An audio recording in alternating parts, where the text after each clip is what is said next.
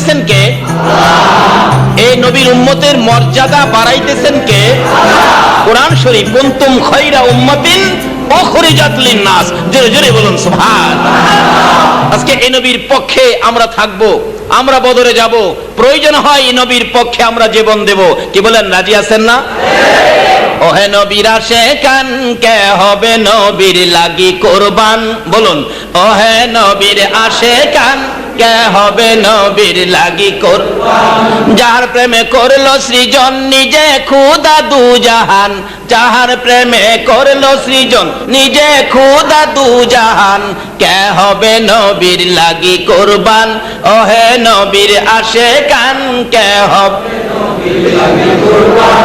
উহুদেতে জীবন দিল নবীর প্রেমিক হানজালা, গোসল তাহার ফরজ ছিল মাঠে খেলে প্রেম খেলা।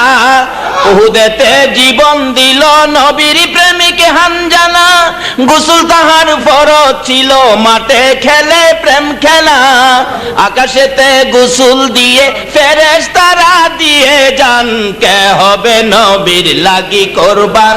ওহে নবীর আশিকান, কে হবে নবীর লাগি?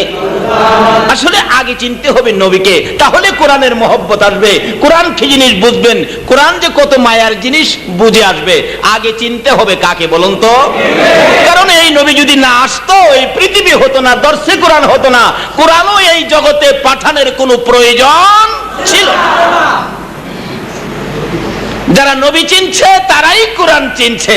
যারা নবীকে নিয়ে এই সেই ব্যবহার করে, তারা কোরআনের তাফসীর করতে পারে, আসলে তারা কোরআনকে মহব্বত করে। যারা নবী চিনছে, আল্লাহু আকবার।